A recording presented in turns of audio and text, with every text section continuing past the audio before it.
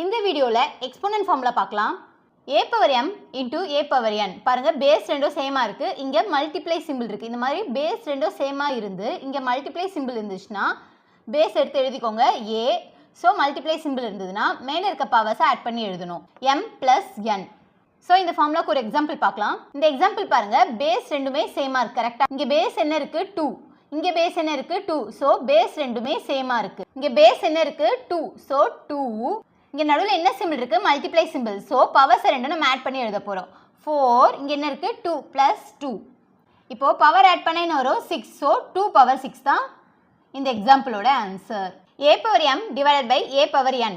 பாருங்க பேஸ் ரெண்டும் சேமா இருக்கு a. ஸோ பேஸ் ரெண்டும் சேமா இருக்கு. பவர்ஸ் டிஃப்ரெண்டா இருக்கு.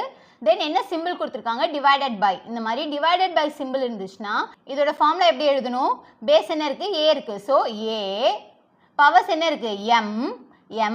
இங்க டிவைடட் பை சிம்பிள் இருக்கு. ஸோ மைனஸ் வரும். மைனஸ் கீழே பவர்ல என்ன இருக்கு n. So m minus n. இந்த ஃபார்முலாக்கு ஒரு எக்ஸாம்பிள் பார்க்கலாம். 2 power 4 divided by 2 power 2. இங்க பேஸ் என்ன இருக்கு 2. பேஸ் ரெண்டும் சேமா இருக்கு. ஸோ 2 எடுத்து எழுதிக்கோங்க 2. பவர்ஸ் என்ன இருக்கு 4 இருக்கு 2 இருக்கு. இங்க டிவைடட் பை சிம்பிள் இருக்கு. So 4 minus 2. Divided by simple இருந்தா மைனஸ், மல்டிப்ளை சிம்பிளா இருந்துச்சுன்னா நம்ம இங்க பிளஸ் போடுவோம். இது எப்படி எழுதுவோம் 2 இருக்கு. ஸோ 2 4 மைனஸ் 2 என்னது 2. ஸோ இதுதான் இந்த எக்ஸாம்பிளோட ஆன்சர். இந்த ரெண்டு ஃபார்முலாவுமே ஈஸியாக புரியறதுக்கு நான் இன்னொரு ட்ரிக் உங்களுக்கு சொல்லித்தரேன். பாருங்க இங்க என்ன சிம்பிள் இருக்கு மல்டிப்ளை இருக்கு. ஸோ மல்டிப்ளையை தலைகீழ போட்டால் என்ன ஆகும் ப்ளஸ் ஆகும். மல்டிப்ளையை தலைகீழ போட்டால் என்ன ஆகும் ப்ளஸ் ஆகும். ஸோ மல்டிப்ளை வந்துச்சுன்னா இங்கே மேலே என்ன போடணும் ப்ளஸ். இப்போ இந்த ஃபார்முலா பாருங்க இங்கே என்ன இருக்கு டிவைடட் பை.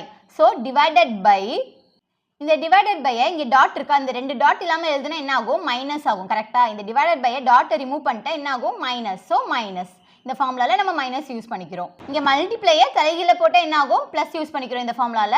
அதே மாதிரி இந்த ஃபார்முலால டிவைடட் பையை இந்த டாட் இல்லாமல் எழுதுனா மைனஸ் ஆகும். ஸோ இங்கே மைனஸ் யூஸ் பண்ணிக்கிறோம். இனிமேல் இந்த ரெண்டு ஃபார்முலாவும் உங்களுக்கு மறக்காதுன்னு நினைக்கிறேன். இந்த மாதிரி இந்த ஃபார்முலாவை ஞாபகம் வச்சுக்கிட்டிங்கன்னா இந்த ஃபார்முலா எப்பவுமே உங்களுக்கு மறக்காது.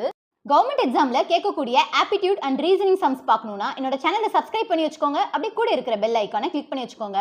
அப்போ தான் நான் போகிற வீடியோஸ்லாம் உங்களுக்கு நோட்டிஃபிகேஷனில் காட்டும். Thank you friends.